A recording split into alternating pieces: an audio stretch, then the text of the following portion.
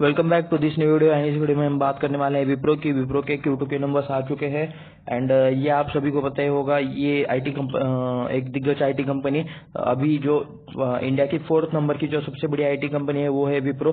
इससे पहले नंबर 3 की थी, लेकिन अभी HCL टेक ने शायद उसे पछाड़ दिया है। तो अभी ये 4th नंबर की सबसे बड़ी कंपनी है हमारे इंडिया की। यहाँ पर आप देख सकते हो अक्टूबर 18, 2023 एंड नंबर्स हो चुके हैं डिक्लेयर। तो चलिए देखते हैं नीचे और क्या कुछ लिखा हुआ है।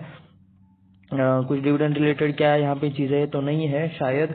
अगर कुछ मतलब ऐसा रहता है तो मैं आपको बता दूंगा। तो ठीक है, चलिए डायरेक्टली चलते हैं नंबर्स के पास। डिलॉयट की तरफ से मतलब इनका ऑडिट होता है। तो यहाँ पे देख सकते हो आप, ये नंबर से in millions and September 33 months ended audited stand alone number से। चलिए फिर यहाँ से पढ़ना स्टार्ट करते हैं स्टैंड अलोन नंबर्स के साथ। एंड मैं यहाँ पे कर लेता हूँ मार्कर ओपन। मिलियंस में नंबर है, हम सिर्फ नंबर पढ़ेंगे ताकि अच्छे से समझ में आ जाए। आप यहाँ पे देख सकते हो, ये है अभी का सितंबर क्वार्टर, ये है इससे पहले का जून क्वार्टर जो कि सितंबर से पहले रहता है इसी साल का, एंड ये है लास्ट साल का सितंबर क्वार्टर का इनकम। तो ये देख सकते हो यहाँ पे नंबर है 173,651 एंड जून क्वार्टर का जो मतलब इनकम था वो था 179,385। तो यहाँ पे देख सकते हो ये इसमें इनकम में गिरावट आई है अगर क्वार्टर के कंपेयर किया जाए तो। और अगर हम ईयरली कंपेयर करते हैं तो अप्रोक्स सेम ही परफॉर्मेंस है 173, थोड़ा सा 300-400 का फर्क होगा। तो यहाँ पे देख सकते हो मतलब ईयरली अगर चेक किया जाए तो फ्लैट नंबर्स है एंड क्वार्टरली इसमें से थोड़ी सी गिरावट है। तो हम बोल सकते हैं कि इनकम में यहाँ पे प्रेशर आता हुआ दिख रहा है। इनकम यहाँ पे कंपनी का कम हो चुका है। टोटल एक्सपेंस यहाँ पे चेक कर लेते हैं। तो यहाँ पे है टोटल एक्सपेंसेस, यहाँ पे देख सकते हो 145,170, उससे पहले का था 145,174 एंड उससे पहले का था 144,390। तो डिफरेंस देख सकते हो, ये दोनों क्वार्टर लगभग सेम ही मतलब रिजल्ट है। सिर्फ 4 मिलियन का फर्क है यहाँ पे, यानी कि लास्ट जून क्वार्टर में एंड अभी की जून क्वार्टर में सेम ही एक्सपेंसेस हुए हैं अप्रोक्स। एंड उससे पहले के जो एक्सपेंसेस है लास्ट ईयर के वो थोड़े से कम दिखाई देते हो रहे हैं। तो यहाँ पे नीचे देख लेते हैं प्रॉफिट बिफोर टैक्स। आप यहाँ पे देख सकते हो, मैंने थोड़ा सा इसे ये कर देता हूँ, क्लीन कर देता हूँ।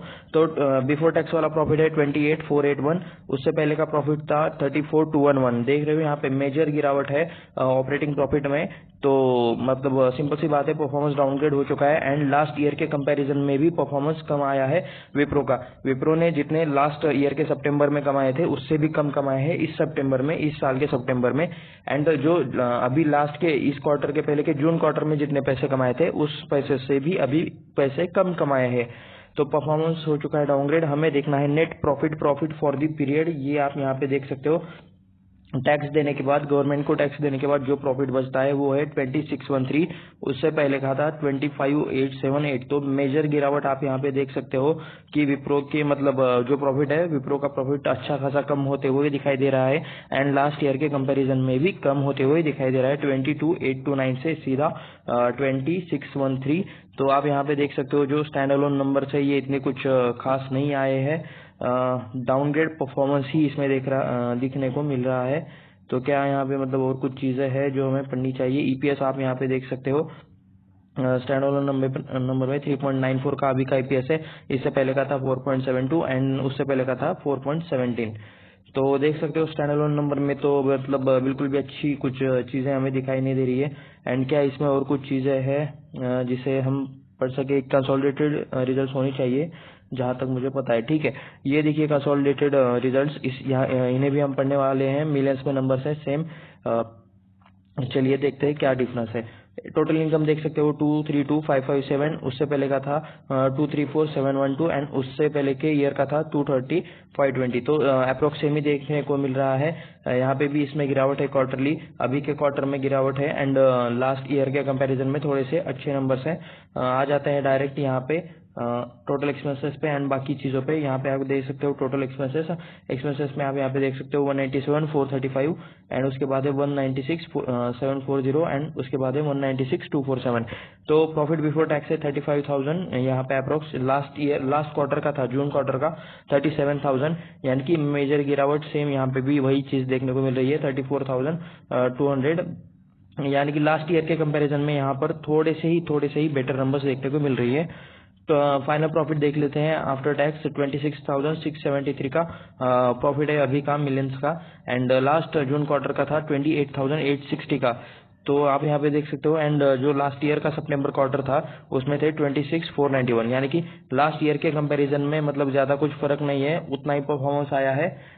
ये भी एक बुरी बात है क्योंकि मतलब एक साल हो गया एंड फिर भी ग्रोथ नहीं दिखी, कंपनी एक ही रेंज में चल रही है। एंड लास्ट ईयर के लास्ट क्वार्टर के मुकाबले तो मतलब अच्छा खासा परफॉर्मेंस डाउनग्रेड ही दिख रहा है। नीचे चलते हैं, इसका ईपीएस एक बार चेक कर लेते हैं। यहाँ पे आप देख सकते हो 5.6 का ईपीएस, 5.06 का ईपीएस, उससे पहले था 5.23, उससे पहले था 4.86। तो ईपीएस में भी हमें अच्छी खासी गिरावट देखने को मिल रही है। तो क्या यहाँ पे कुछ और चीज़ें हैं जैसे सेगमेंट रेवेन्यू या फिर बाकी कुछ एक्स्ट्रा न्यूज़, कुछ इम्पोर्टेंट ऐसा कुछ है? नहीं है। तो हम डायरेक्टली हम जाएंगे कंपनी के चार्ट के ऊपर एंड वहाँ से ओके यहाँ पे आप देख सकते हो ये शायद ज्योग्राफी है कि मतलब कहाँ से इन्हें पैसा आता है। आप देख सकते हो America 1, America 2, Europe and APM, ये कुछ टर्म होगा या फिर किसी चीज़ का शॉर्टकट ऐसा कुछ होगा। तो यहाँ पे आईटी सर्विसेज से इन्हें पैसा आता है। उसके बाद थोड़ा सा नीचे चलता है, कुछ और हमें दिखता है क्या? इसके बाद हम चार्ट देखेंगे एंड ओके बायबैक के शेयर बायबैक के बारे में लिखा है जो कि 6 मंथ एंडेड है। ठीक है, ये बाद में कवर करेंगे हम इससे रिलेटेड अगर कुछ रियल न्यूज़ आती है तो अच्छे से।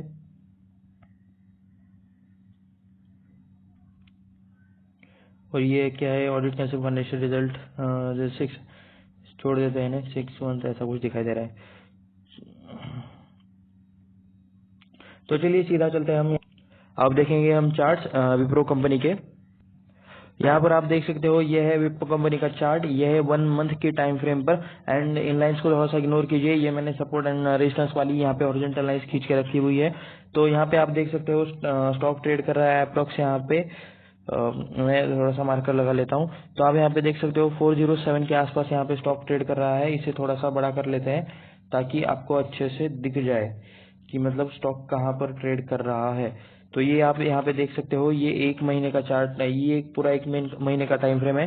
एंड अभी स्टॉक ये यहाँ पे ट्रेड कर रहा है 407 के प्राइस पर। इसे मैं कन्वर्ट कर लेता हूँ 1 डे के टाइम फ्रेम पर, लेकिन उससे पहले इसका लॉन्ग टर्म का परफॉर्मेंस थोड़ा सा देख लेते हैं कि मतलब चार्ट ने लॉन्ग टर्म में कैसा बिहेवियर दिखाया है। इसको थोड़ा सा उसके लिए मैं जूम आउट कर लेता हूँ एंड थोड़ा सा यहाँ पे सरका लेता हूँ। तो आप यहाँ पे देख सकते हो 1996 से यहाँ पे चीज़ें दिखाई दे रही है। यहाँ पे 1996 से डाटा है।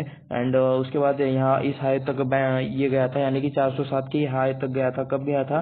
1999 टू 2000 के दौर में ये 400 तक के लेवल को गया था। यानी कि आप समझ सकते हो कि उस टाइम पे ये कितना बड़ा लेवल रहा होगा। उस टाइम के हिसाब से पैसों की वैल्यू ज़्यादा थी। एंड तो चलिए, एंड उसके बाद अभी इसने फ्रेश हाई लगाया था कुछ दिनों पहले 732 का, जो कि 2021 में था, मुझे अच्छे से याद है। एंड बहुत सारे लोगों ने यहाँ ऊपर के साइड पर खरीदारी करके अभी बहुत सारे लोग इसमें ट्रैक हो चुके हैं। एंड ये एक स्लो मूवर स्टॉक है। बाय द वे ये किसी भी तरह का रिकमेंडेशन नहीं है कि बाय करो सेल करो या फिर मतलब हम इसमें किसी भी तरह का एडवाइस नहीं दे रहे हैं। आपको आपके फाइनेंशियल एडवाइजर से कंसल्ट करना चाहिए, उससे मतलब सलाह लेनी चाहिए, या फिर खुद स्टडी करें, खुद रिसर्च करें, खुद से सारी चीजें पढ़े एंड खुद के दम पर खुद के नॉलेज पर भरोसा रख के पैसा लगाए। बाय सेल जो कुछ करना है आप आपके खुद की मर्जी से करें, इसके लिए कोई और जिम्मेदार नहीं रहेगा। ये एक डिस्क्लेमर है मेरी तरफ से। इसके बाद हम देखते हैं इसका 1 डे का टाइम फ्रेम का चार्ट। ये है 1 डे का टाइम फ्रेम का चार्ट। मतलब कंटिन्यूअसली अभी नीचे ही जाता दिखाई दे रहा है। एंड नीचे जाते जाते ये एक तो छोटी सी ऊपर जाने की कोशिश है, लेकिन क्या पता अभी के आज के जो रिजल्ट है ये देख के मतलब ये यहाँ से नीचे चला जाए, कुछ भी हो सकता है। मार्केट है, कोई अच्छी न्यूज आ जाएगी तो मतलब स्टॉक फिर से ऊपर चला जाएगा। तो देखते हैं। अभी चलते हैं कंपनी के फाइनेंशियल नंबर्स पर। तो आप यहाँ पे देख सकते हो, यहाँ पे विप्रो लिखा हुआ आ रहा है, 407 इसका प्राइस चल रहा है। यहाँ पे आप इसका मार्केट कैप देख सकते हो 2,23,703 करोड़ की कंपनी है, यानी कि निफ्टी 50 की ये कंपनी है। ये बात आपको क्लिक हो जानी चाहिए। करंट प्राइस देख सकते हो 407 का, हाई है 444 का। ये जो हाई है ये लास्ट 52 वीक्स का, यानी कि लास्ट एक साल के अंदर का हाई एंड लो है। फेस वैल्यू 2 की है, ROE 15.9% है, ROC 17.7% है। कंपनी क्या करती है यहाँ पे देख सकते हो, global information technology consulting and business process services, यानी कि एक आईटी कंपनी है, ये आईटी सॉफ्टवेयर कंपनी है। ये इसके बारे में सभी को पता है। चार्ट हमने ऑलरेडी देख लिया है प्रोज एंड कॉन्स में, एक बार देख लेते हैं कि क्या चीजें आपको यहाँ पे दिखाई दे रही है। Poor sales growth over past 5 year, तो सेल्स कम हो रहे हैं, ये हमें दिखाई दे रहा है प्रोज में। अभी के लिए तो इन लोगों ने कोई पॉइंट नहीं लिखा है। आ जाता है नीचे पेयर कंपैरिजन में। यही कंपैरिजन हमने कल देखा था किसी और कंपनी का मतलब एनालिसिस करते हुए, एलटीटीएस का एनालिसिस करते हुए वक्त सेम कंपैरिजन हमने देखा था। टीसीएस नंबर 1 की कंपनी है इंडिया की, उसके बाद इन्फोसिस आता है, उसके बाद एचसीएल टेक्नोलॉजीज आ रहा है अभी, एंड 4th नंबर पे यहाँ पे आप देख सकते हो विप्रो कंपनी आ रही है। इसका प्राइस चल रहा है 407, पी रेशियो चल रहा है 19.21, एंड बाकी सबके मुकाबले इसका पी रेशियो सबसे कम है। आप यहाँ पे देख सकते हो टीसीएस का 28 है, इन्फोसिस का 24 है। तो ये स्टॉक मतलब अभी फेयरली वैल्यूड है, ऐसा एक पी रेशियो के हिसाब से हम कह सकते हैं। बाकी अलग अलग लोगों के अलग अलग क्राइटेरिया रहते हैं अलग अलग तरह से जज करने के। तो मार्केट कैप देख सकते हो, टीसीएस का मार्केट कैप बहुत बड़ा है। उसके बाद ये सारी कंपनीज आती है, इन्फोसिस, एचसीएल टेक्नोलॉजी, एंड उसके बाद 2 लाख करोड़ के मार्केट कैप के हिसाब से विप्रो आ जाती है। एंड यहाँ पे इसको मतलब इसके नीचे एलटीआई एंट्री, ये भी एक अच्छी कंपनी है, टेक महिंद्रा भी है, एंड एलटी टेक्नोलॉजी। तो ये सारे आईटी के कुछ दिग्गज कंपनीज हैं। हमारे इंडिया में आईटी सेक्टर काफी स्ट्रांग है। तो चलिए नीचे जाकर देखते हैं और क्या क्या यहाँ पे डेटा हमें देखने के लिए मिलता है। यहाँ पे आ चुके हैं हम क्वार्टरली रिजल्ट्स पर। क्वार्टरली रिजल्ट पर आपको यहाँ पे चेक करना है कंपनी का सेल्स। सबसे पहले जून 2020 में 14,923 का सेल्स था, वो हो गया 15,000, फिर 15,000, फिर 16,000, फिर 18, 19, 20, 20, 21, 22। बहुत अच्छी बात है, सेल्स कंटिन्यूअसली बढ़ना एक बहुत अच्छी बात होती है। तो ये मतलब नंबर्स काफी इंप्रेसिव है। इसके बाद डायरेक्ट ऑपरेटिंग प्रॉफिट देख लेते हैं। 3189, 3400, 4000, 4,200 अप्रॉक्स, 4,150, 4,181, 4,136, 3,852, 3,903, 4,500। तो कंटिन्यूअसली ऑपरेटिंग प्रॉफिट एक रेंज में घूमते हुए दिखाई दे रहा है, यानी कि कंपनी के एक्सपेंसेस कंपनी से संभल नहीं रहे। सेल्स कंटिन्यूअसली बढ़ रहा है, लेकिन जो मतलब एक्सपेंसेस है वो भी शायद बहुत ज्यादा बढ़ रहे हैं। कंपनी का ऑपरेटिंग प्रॉफिट मार्जिन जो है, ठीक है, वो हमें यहाँ पे देखना है, इसलिए मैंने ये सब क्लियर कर दिया। एंड अभी हम देख लेते हैं 18% का ऑपरेटिंग प्रॉफिट मार्जिन बचा है, 19% जो पहले 21% था, 23% था, मैक्स यहाँ पे 26% मुझे दिख रहा है। एंड वहां से आप यहाँ पे देख सकते हो 18%, 17%, यानी कि एक्सपेंसेस ज्यादा हो रहे हैं, एंड इस वजह से प्रॉफिट मार्जिन में काफी ज्यादा दिक्कत आ रही है कंपनी को, इसलिए कंपनी का नेट प्रॉफिट कम हो रहा है। कंपनी का बिजनेस बढ़ रहा है, लेकिन कंपनी का एक्सपेंसेस भी बहुत ज्यादा बढ़ रहा है, एंड प्रॉफिट मार्जिन कम हो रहा है। तो ये कंपनी को यहाँ पे ये चीजें संभालनी चाहिए, तो मतलब इसके स्टॉक में फिर रैली आ जाएगी डायरेक्टली। तो नेट प्रॉफिट देख सकते हो 2400, फिर से 2400, अप्रॉक्स 300, उसके बाद अप्रॉक्स 300, 3200, एंड यहाँ से मतलब कंटिन्यूसली एक रेंज में घूमते हुए 2886। तो एटलीस्ट मतलब ये बहुत ज्यादा डाउनग्रेड नहीं हो रहा, कंटिन्यूसली एक ही रेंज में घूम रहा है। शायद मतलब जो हम प्रॉफिट एंड लॉस स्टेटमेंट देखते हैं, यानी कि एक साल का जो परफॉर्मेंस देखते हैं, शायद इसमें नंबर्स अच्छे देखने को मिले।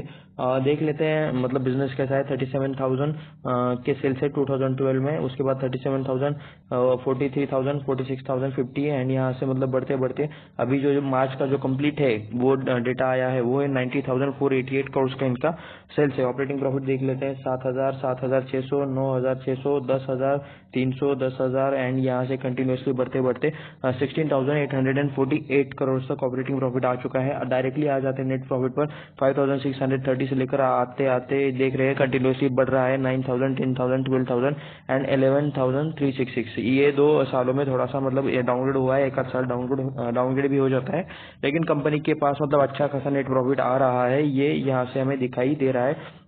कंपनी का बिजनेस भी अच्छा है, थोड़ा सा ही मतलब कंपनी अभी फ्लैट परफॉर्मेंस दिखा रही है, ये ऐसा आप कह सकते हो, लेकिन फिर भी कंपनी के फाइनेंशियल स्ट्रॉन्ग है। रिजर्व्स आप यहाँ पे देख सकते हो 26,526 के रिजर्व्स थे, वो बढ़ रहे हैं, कंटिन्यूसली बढ़ रहे हैं। Okay, very good. तो यहाँ पे बढ़ते बढ़ते ये बढ़कर हो चुका है 76,570 करोड़। उसके बाद मैं यहाँ पे बोरिंग्स में देख लेता हूँ, यहाँ पे मैं बोरिंग पर क्लिक कर लेता हूँ, एंड यहाँ पे आप देख सकते हो लॉन्ग टर्म बोरिंग कंपनी पर काफी ज्यादा है। यहाँ पे आप देख सकते हो 2251 की बोरिंग थी, एंड ये मतलब 85 हो गई, एंड उसके बाद फिर से बढ़ते बढ़ते ये मतलब फिर से एक बार कम किया गया, फिर से एक बार कम किया गया। अभी जो कर्जा है कंपनी के ऊपर वो है 6,127 करोड़ का। उसके बाद शॉर्ट टर्म बोरिंग भी है 8,800 के अप्रोक्स कुछ, तो लीज लाइबिलिटी एंड ये बाकी चीजें भी यहाँ पे आपको दिखाई दे रही है, यानी कि कर्जा कंपनी पर है। तो ये मतलब कंपनी को ये इससे भी थोड़ा सा संभालना चाहिए। हो सकता है कि मतलब कर्जे की वजह से भी प्रॉफिट पर बहुत ज्यादा फर्क पड़ रहा हो। यहाँ पे हम ईयरली परफॉर्मेंस देखने वाले हैं शेयर होल्डिंग पैटर्न में। यहाँ पे देख सकते हो काफ़ी पुरानी कंपनी है। इस कंपनी ने बहुत सारे मतलब पुराने इन्वेस्टर को मालामाल बनाया है। 73.25% की प्रोमोटर होल्डिंग की 2017 में, अभी है 72.93% की प्रोमोटर होल्डिंग। उसके बाद देख सकते हो एफआई में आप ये कितना है, 10.96% एफआई ने लेके रखे थे, उसमें से अभी 6.47% एफआई है, 8.3% डीआई है जो पहले थे 5.17%, 9.45% पहले पब्लिक थी जो अब हो चुके हैं 12.43%। तो अभी जो रिसेंट में स्टॉक ने हाई लगाया था 700-800 के आसपास का, तो उस टाइम बहुत सारी पब्लिक आई है, ऐसा मैं क्लियरली कह देता हूँ, क्योंकि मतलब पब्लिक हमेशा, रिटेल पब्लिक जो रहती है वो हमेशा बढ़ते हुए स्टॉक की तरफ जाते हैं। तो कितनी बार भी बताओ उनका वही नेचर है। प्रमोटर में देख लेते हैं क्या कुछ, मतलब प्रमोटर नहीं, एफआई देख लेते हैं डायरेक्टली। तो यहाँ पे आप देख सकते हो फर्स्ट स्टेट इन्वेस्टमेंट आईसीबीसी, तो इनका सिर्फ एक ही नाम दिखाई दे रहा है यहाँ पे। एंड उसके बाद डीआईएस में, म्यूचुअल फंड में अगर आप देखोगे तो देख सकते हो आप LIC है, ULIP growth fund, and LIC ICICI prudential equity fund, ICICI prudential top, SBI long term equity and SBI arbitrage opportunity fund. तो अप्रोक्स LIC ने ज्यादा लगा हुआ है, ICICI है, SBI है, तो ऐसा आप यहाँ पे कह सकते हो। तो चलिए अब जरा स्टॉक ने कितने टाइम में कितने रिटर्न्स दिए हैं ये एक बार चेक कर लेते हैं हम। यहाँ पर आकर, यहाँ पे मैंने ऑलरेडी सर्च करके रखा है, इसे थोड़ा सा मैं जूम कर लेता हूँ। आप यहाँ पे देख सकते हो एक दिन के रिटर्न्स, यानी कि आज के जो रिटर्न्स है वो है 0.95%। यहाँ पे मैं आपको दिखाई देता हूँ कि आपको देखना है, आपको यहाँ पे देखना है। मैं यहाँ पर क्लिक करूंगा, ये 1 डे का रिटर्न है, ये 5 डे का, ये 1 महीने में कितना रिटर्न दिया है, ये 6 महीने में। ये चीज़ वैसे तो आपको पता होगी, लेकिन जिन्हें पता नहीं है उसके लिए मैंने ये बता दिया। तो मैं यहाँ पे कर लेता हूँ मैक्स, यही सबसे इंपॉर्टेंट चीज़ रहती है। तो आप यहाँ पे देख सकते हो 2852% की रिटर्न। एक्चुअल में अगर आप देखा जाए तो ये नंबर्स मतलब बहुत ज़्यादा है, क्योंकि बोनस का एक्शन मिलता है, स्प्लिट का एक्शन मिलता है, एंड डिविडेंड तो अलग से मिलता ही है। तो सिर्फ 2852% की रिटर्न्स नहीं है, रिटर्न्स इससे भी मतलब कई ज़्यादा होते हैं। तो जब आप लॉन्ग टर्म के लिए किसी स्टॉक को होल्ड करोगे तो उस टाइम आपको समझ में आएगा कि मतलब आपको कंपाउंडिंग का फायदा कैसा मिलता है। 5 सालों में देख सकते हो ये स्टॉक सिर्फ 68% की रिटर्न दिया है, एक साल में दिया है 7.79%। ये इस ईयर के स्टार्टिंग से देखे तो 3.68%, 6 महीने का देख लेते हैं 12.94%, यानी कि अभी ये स्टॉक ज़्यादा कुछ परफॉर्म नहीं कर रहा है। एंड उसके बाद 5 डेज, 1 डे, ठीक है, ये इतना छोटा डेटा देखकर भी मतलब क्या करना। 1 डे का हमें देखना है मैक्स, एंड 5 साल का डेटा ही इंपॉर्टेंट हमारे लिए रहता है। 5 सालों में भी इसने 68% की रिटर्न दिए हैं, लेकिन जिस किसी ने भी मतलब गिरावट पे मतलब सूझबूझ डालकर अपनी एवरेजिंग की होगी उसे अच्छे खासे, इससे भी अच्छे रिटर्न्स मिले होंगे। तो मैं यहाँ पे एक प्रॉपर डिस्क्लेमर देना चाहूंगा, मेरी हिस्सेदारी है, मेरा प्रमोटर होल्डिंग नहीं है, हाँ, शेयर होल्डिंग है मेरा इस विप्रो के कंपनी में। मेरे पास अच्छी खासी इसकी क्वांटिटी है, तो ये एक डिस्क्लेमर है। तो मैं आपको कोई भी रिकमेंडेशन नहीं दे रहा कि आप बाय करो, सेल करो, ऐसा किसी भी तरह का, ये आपकी मर्जी है। ये वीडियो सिर्फ एजुकेशनल पर्पज के लिए था। एंड अगर आपको मतलब मिनिमम ब्रोकरेज, जहाँ पे आपको सबसे कम ब्रोकरेज लगे ट्रेडिंग पर या फिर इन्वेस्टमेंट पर, ऐसा डीमैट अकाउंट चाहिए, या फिर आपके फैमिली में आप किसी का डीमैट अकाउंट ओपन करना चाहते हो, तो आप डिस्क्रिप्शन में नीचे एक लिंक दी गई है, उसे जाकर क्लिक कर सकते हो। वहाँ पे अगर आप डीमैट अकाउंट खोलोगे तो वहाँ पर आपको फ्री में डीमैट अकाउंट निकल जाएगा। एंड मतलब अगर आपको ये वीडियो पसंद आया तो इसे लाइक करें अपने दोस्तों के साथ, या फिर जिसे इसकी जरूरत हो उसके साथ शेयर करें। एंड इस चैनल को भी सब्सक्राइब करें ताकि ऐसे वीडियोस और आप देख सके। धन्यवाद।